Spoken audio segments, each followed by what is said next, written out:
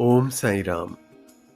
प्रिय मित्रों, तरखट कुटुंब और साईं बाबा से संबंधित इस श्रृंखला के पिछले 3 अंकों में हमने देखा कि किस प्रकार श्री ज्योतिन्द्र तरखट व उनके समूचे परिवार को साईं बाबा ने अपनी अद्भुत लीलाओं से अपनी ओर चुंबक की भांति खींच लिया था।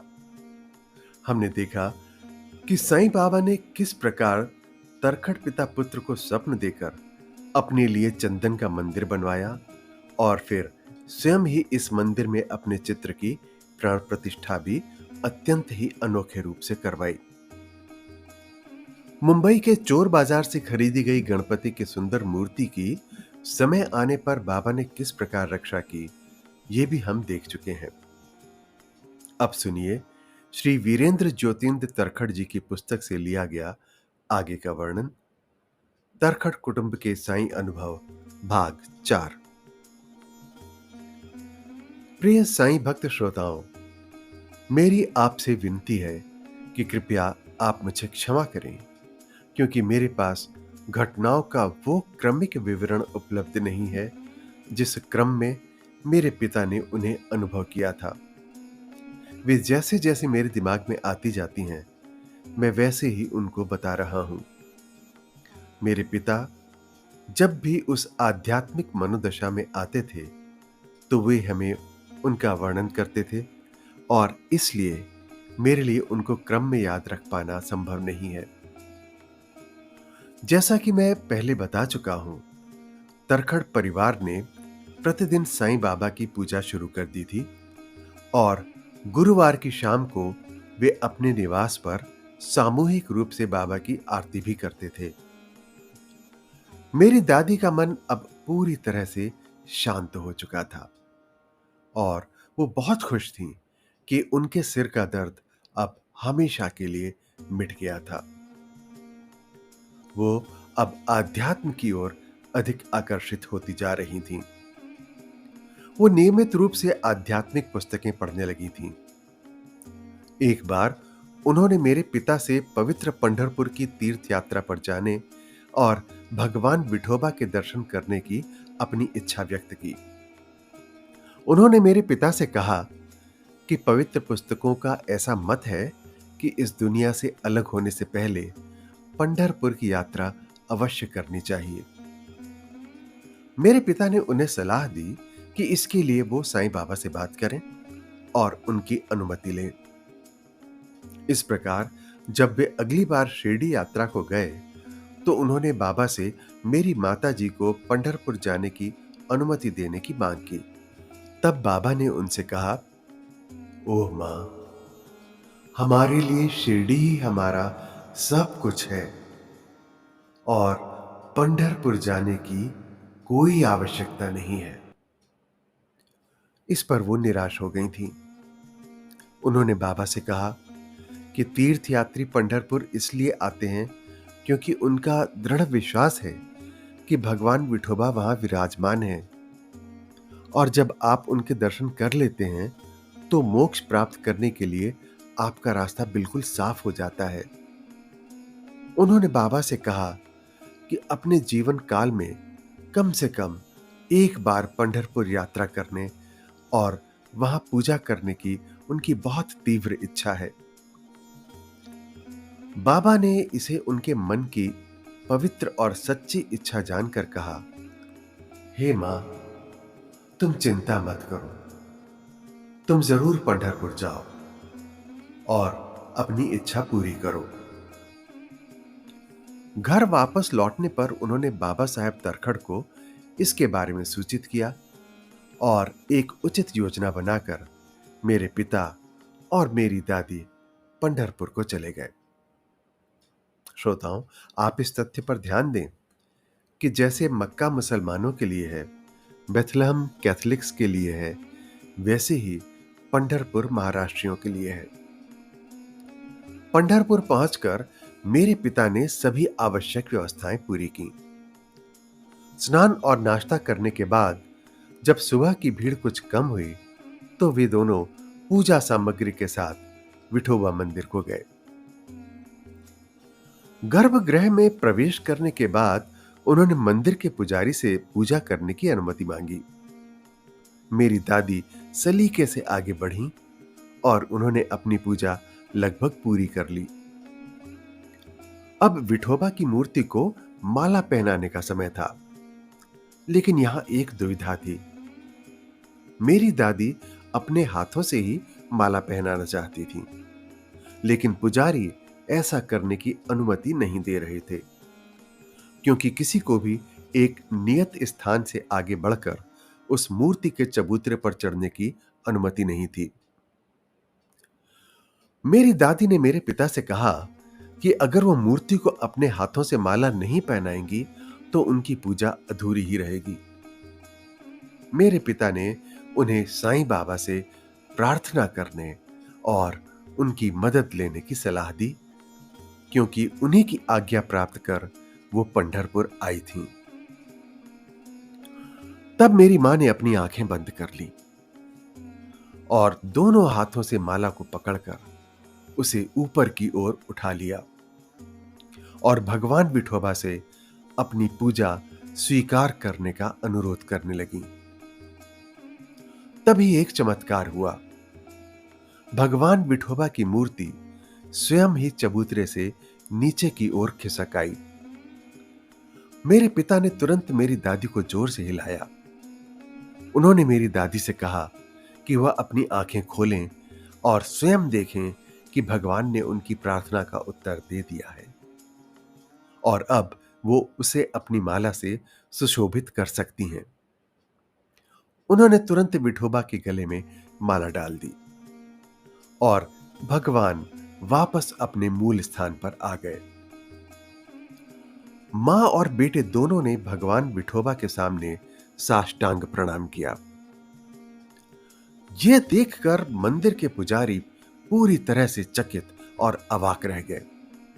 वो मंच से नीचे कूद आए और मेरी दादी और मेरे पिता के पैर पकड़ लिए और बोले कि वे विठोबा और रखुमाई ही हैं और वो उन्हें जाने नहीं देंगे।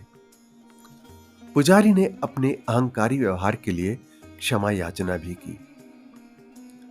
मेरे पिता ने उन्हें सांत्वना दी और कहा कि वे उन दोनों की पहचान के बारे में कोई गलतफहमी ना रखें। उन्होंने पुजारी को बताया कि वे शिरडी साईं बाबा के भक्त हैं और उनकी आज्ञा से ही वे पंढरपुर आए हैं। उन्होंने आगे उन्हें भगवान विठोबा में दृढ़ विश्वास रखने के लिए कहा, जो वहां पर जागृत रूप में हैं और मात्र पत्थर के भगवान नहीं हैं। उन्होंने उसे सच्चे मन से विट्ठल की पूजा करने और बदले में उनका आशीर्वाद लेने की सलाह दी। फिर उन्होंने पुजारी से उन्हें प्रसाद देने का अनुरोध किया ताकि वे मंदिर छोड़कर जा सकें। उन्होंने विठोबा रखुमाई की पीतल की मूर्तियों को खरीदा और दैनिक पूजा के लिए इन्हें अपने चंदन मंदिर में स्थापित कर दिया। यह अनुभव उन दोनों के लिए एक स्वर्गिक सुख प्राप्त हो जाने जैसा था।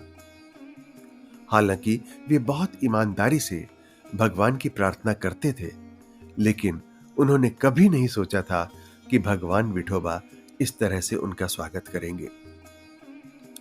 अपनी पंढरपुर यात्रा के बाद जब वे अगली बार शिरडी गए तो बाबा ने मेरी दादी मां से पूछा, क्या आप विठोबा से मिल सकी? मेरी दादी ने उत्तर दिया, बाबा, ये सब आपकी ही लीला है। मैं अब इस दुनिया को छोड़ने के लिए तैयार हूं, क्योंकि मुझे लगता है कि मेरा जीवन अब पूरा हो गया है। इसके बाद मेरी दादी ने बाबा को बहुत बहुत धन्यवाद दिया। प्रिय श्रोताओं, मेरे पिता कहा करते थे कि भगवान उस हर पत्थर की मूर्ति में मौजूद होते हैं जिसे हम पूजते हैं। मैं इस बात को अपने दिल की गहराई से महसूस कर सकता हूं कि इन सभी दिव्य अनुभवों का होना विशुद्ध रूप से उनके अतीत के अच्छे शुभ कर्मों के कारण हुआ और निस्संदेह वे साईं बाबा के आशीर्वाद की छत्र छाया में थे, जिसके कारण ही ये सब संभव हुआ। प्रिय साईं भक्तों, मुझे लगता है कि आप कम से कम एक बार तो शिरडी अवश्य ही गए होंगे। आज के समय की शिरडी और उस समय की शिरडी जब मेरे पिता वहां जाते थे, बहुत बड़ा अंतर आ चुका है। उस समय जब आप कोपर गांव से शिरडी में प्रवेश करते थे, तो वहां एक नाला हुआ करता था, जिसे पार करके आपको शिरडी गांव में प्रवेश करना होता था। वर्ष के अधिकांश समय में यह नाला सूखा ही रहता था। केवल बारिश के मौसम में ही इसमें बहते हुए पानी को देखा जा सकता था। वर्तमान में मुख्य सड़क पर इसके ऊपर एक छोटा सा पुल बन चुका है। उन दिनों गांव के लोग इस नाले के किनारे नित्य कर्म के लिए जाया करते थे। यहां पर बहुत सी झाड़ियां थीं और सूर्योदय से पहले यह जगह नित्य कर्म के लिए उपयुक्त थी, क्योंकि उन दिनों इस सड़क पर बहुत ही कम ट्रैफिक होता था। वे बरसात के ही दिन थे जब मेरे पिता शिरडी में थे। जैसा मैंने पहले बताया, उन्हें जल्दी उठने की आदत थी और वो नित्य कर्म करने के पश्चात बाबा की काकड़ आरती में शामिल होते थे। उस घटना वाले दिन वो जल्दी उठ गए थे और नित्य कर्म के लिए उस बरसाती नदी के किनारे पहुंचे। बूंदाबांदी हो रही थी, इसलिए वो अपने साथ एक छाता और टॉर्च भी ले गए थे। तभी उन्होंने नदी के दूसरे किनारे से किसी के चिल्लाने की आवाज सुनी। शुरू में उन्होंने उस चिल्लाने की आवाज पर ध्यान नहीं दिया। उन्होंने आवाज की दिशा में देखकर उस व्यक्ति का पता लगाने की कोशिश की, लेकिन अंधेरा होने के कारण वो किसी को भी नहीं देख पा रहे थे। जल्द ही उन्होंने महसूस किया कि वो व्यक्ति चिल्ला रहा था और नदी के किनारे से तुरंत भाग जाने को कह रहा था। वो मराठी में चिल्ला रहा था और कह रहा था, लोंधा आला रे, आला पाला। मेरे पिता अंग्रेजी माध्यम से पढ़े होने के कारण आम मराठी बोलचाल के शब्द लोंधा का अर्थ नहीं समझ पाए, जिसका अर्थ होता है तेज धार। हालांकि वो ये समझ सकते थे कि वो व्यक्ति सभी को उस स्थान से भाग जाने की चेतावनी दे रहा था। उन्होंने शीघ्र ही अपना नित्य कर्म समाप्त किया और उठ खड़े हुए।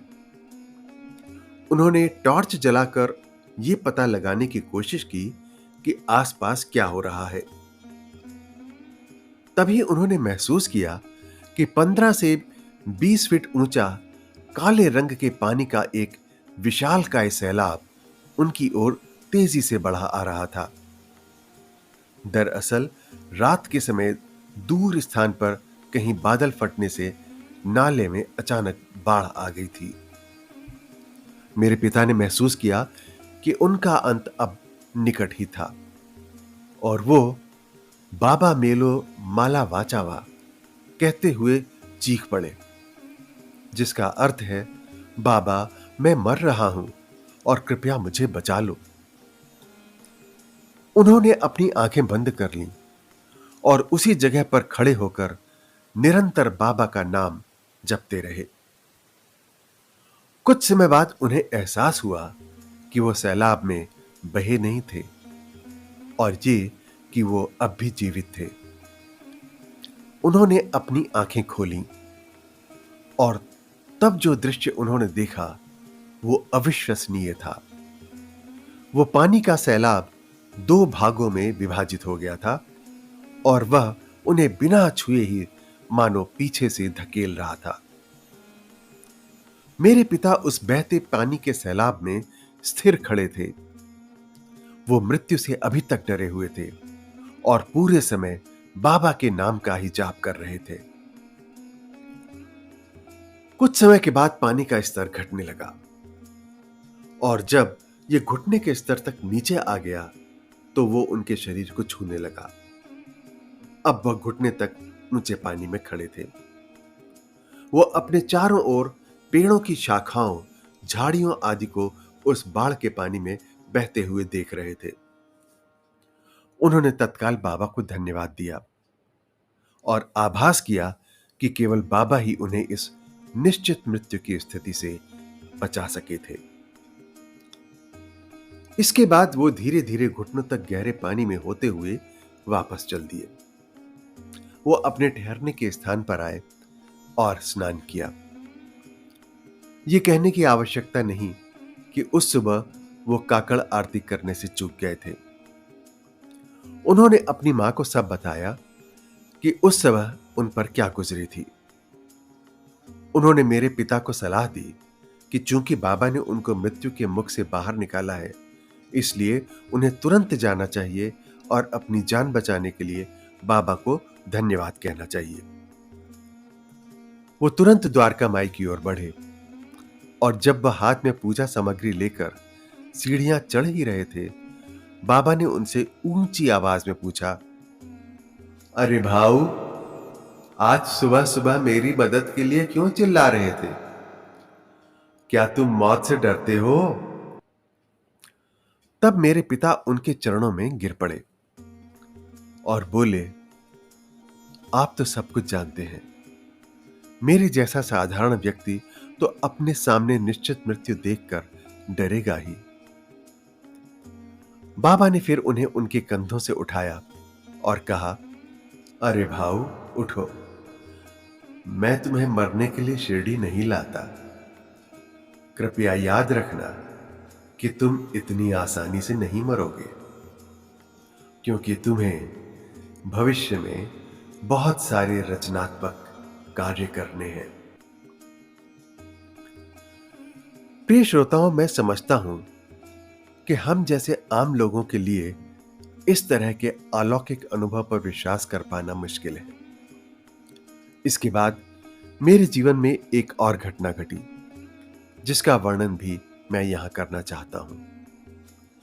अगर मुझे ठीक से याद है तो वह जून सन 1962 का महीना था। बांद्रा के न्यू टॉकीज में एक बेहतरीन अंग्रेजी फिल्म चल रही थी, जिसका नाम था 10 कमांडमेंट्स। इस फिल्म का निर्माण हॉलीवुड के सबसे प्रसिद्ध निर्माताओं में से एक सेसिल बी डेमिल ने किया था। इस फिल्म ने कोलाबा के रीगल थिएटर में पिछले सभी रिकॉर्ड तोड़ दिए थे। बांद्रा के न्यू टॉकीज का 70 mm स्क्रीन और स्टीरियोफोनिक साउंड सिस्टम के साथ रिनोवेशन किया गया था। मैंने ये फिल्म देखी और महसूस किया कि फिल्म में दिखाए गए चमत्कार मेरे पिता द्वारा शिरडी के साईं बाबा के साथ जुड़ाव के दौरान देखे गए चमत्कारों से बहुत मेल खाते हैं। बहुत मनाने के बाद मैंने अपने पिता को यह फिल्म देखने के लिए अपने साथ थिएटर जाने के लिए मना लिया। वे लगभग 30 या 35 साल के लंबे अंतराल के बाद किसी फिल्म को देखने के लिए थिएटर में गए थे। उन्होंने फिल्म के दृश्यों को देखा। दिव्य प्रकाश। जब मोसेस पहाड़ पर जाता है और अपने सभी यहूदी लोगों को मिस्र के इलाके से बाहर ले जाता है और लाल सागर के तट पर पहुंचता है और ईश्वर से प्रार्थना करता है, तभी समुद्र का पानी 2 भागों में बंटकर उन सबको सम्राट फरोहा के क्रोध से बचने का रास्ता देता है। मेरे पिता यह दृश्य देखकर बहुत प्रसन्न हुए और खुशी के मारे उनकी आंखों से आंसू बहने लगे। जब हम थिएटर से बाहर आए तो उन्होंने मुझसे कहा कि फिल्म में जैसा दिखाया गया है, शिरडी साईं बाबा के पास वैसी ही अलौकिक शक्तियां हैं और वह फिल्म 10 कमांडमेंट्स में दिखाए गए मोसेस के चरित्र से बहुत मिलते जुलते हैं। उन्होंने आगे कहा, वीरेन, कम से कम अब तुम्हारे पास इस बात पर विश्वास करने का कोई तो कारण है कि मैं शिरडी के साईं बाबा के साथ मिलकर कितने अभूतपूर्व अनुभवों से गुजरा हूं। प्रिय बंधुओं, मुंबई के तरखड़ परिवार को हुए इन अलौकिक साईं अनुभवों के चौथे अंक को अब मुझे विश्राम देना होगा। ऐसे ही कुछ और आध्यात्मिक घटनाओं के अनुभवों के साथ अगले अंक में आपसे फिर मुलाकात होगी। आप सब पर साईं बाबा की अटल कृपा सदा बनी रहे। ओम साईं राम।